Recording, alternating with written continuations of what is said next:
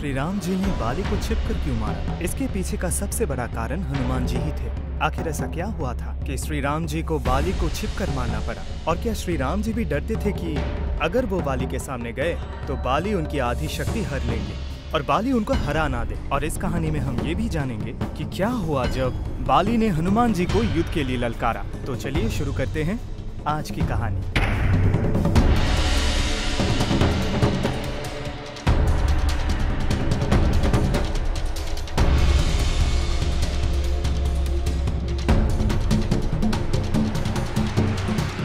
कहानी में आगे बढ़ने से पहले बाली के बारे में आपको कुछ बातें जान लेनी चाहिए। कथाओं में ऐसा कहा गया है कि बाली इंद्र के धर्मपुत्र थे और इंद्रदेव से ही उन्हें एक अजय माला मिली थी जिसे पहनकर बाली की शक्तियां 1000 गुना बढ़ जाती थी। इन शक्तियों से बाली ने बहुत लड़ाइयां लड़ी और सभी में उसको विजय हासिल हुई।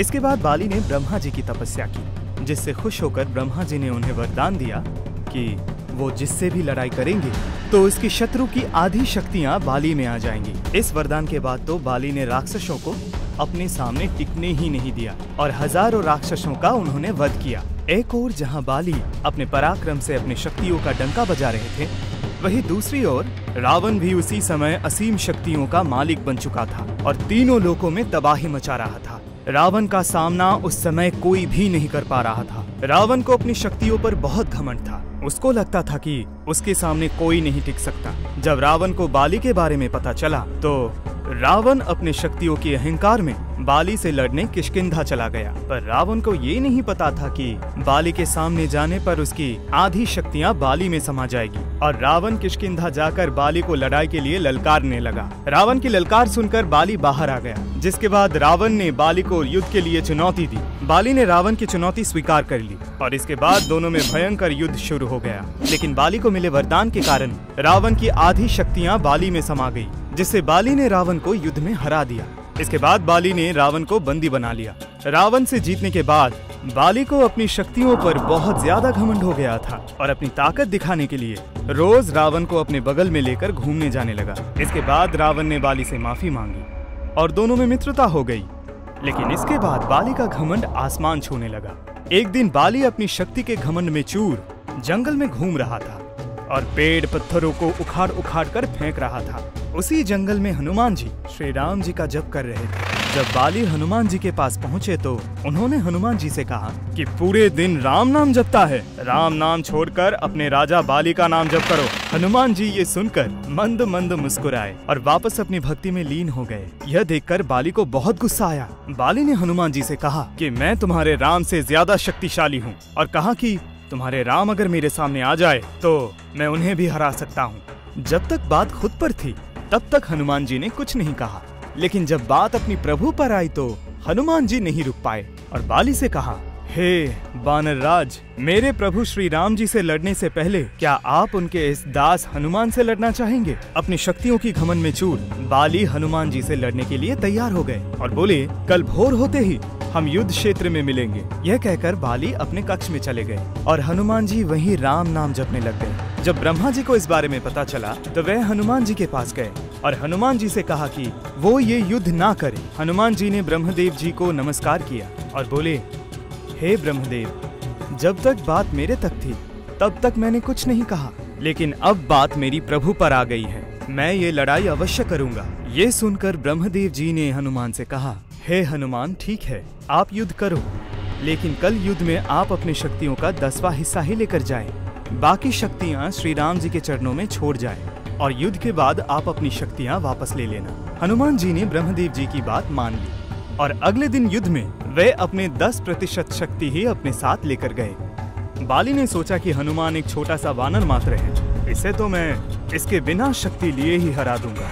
और दोनों के बीच युद्ध छिड़ गए। हनुमान जी जब लड़ाई में विजयी होने लगे तो बाली ने हनुमान जी की आधी शक्तियां लेने की आह्वान किया और जैसे ही हनुमान जी की शक्तियां बाली में जाने लगी तो बाली का शरीर धीरे धीरे विशालकाय होने लगा। बाली समझ नहीं पा रहा था कि ये हो क्या रहा है। बाली का शरीर फटने को हो रहा था। बाली को ऐसा लग रहा था मानो उसके शरीर के अंदर ज्वालामुखी फटने वाला हो। और अभी तो बाली हनुमान जी की शक्तियां लेना बस शुरू ही किया था, जिसे वो झेल नहीं पा रहा था। बाली बेहोश होने ही वाला था कि तभी ब्रह्मदेव जी बाली के सामने आए और बोले कि बाली, अपनी जान अगर बचाना चाहो तो हनुमान जी की नजरों से बहुत दूर चले जाओ।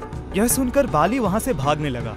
जैसे जैसे बाली हनुमान जी से दूर जाने लगा, वैसे वैसे उसका शरीर ठीक होने लगा। और जब वो हनुमान जी से बहुत दूर चला गया तो बाली ने ब्रह्मा जी से इसका कारण पूछा। ब्रह्मदेव जी ने कहा कि हनुमान जी की शक्तियाँ असीमित और अपार हैं। उन शक्तियों को सिर्फ हनुमान जी ही संभाल सकते हैं, और मेरे कहने पर हनुमान जी इस युद्ध में अपनी शक्तियों का सिर्फ 10वां हिस्सा ही लेकर आए थे, और उन शक्तियों के अंश मात्र से ही तुम्हारा ये हाल हो गया। सोचो, हनुमान जी अगर अपने पूरे शक्ति लेकर आते तो तुम्हारा क्या हाल होता। ब्रह्मदेव जी की बातें सुनकर बाली को अपनी गलती का एहसास हुआ और उसका घमंड चूर चूर हो गया। इसके बाद बाली ने हनुमान जी से माफी मांगी और हनुमान जी से कहा कि हनुमान जी, आपके अंदर असीमित शक्तियाँ हैं, लेकिन फिर भी आप इतने शांत कैसे रहते हो। और ये कहकर बाली हनुमान जी से माफी मांगने लगे।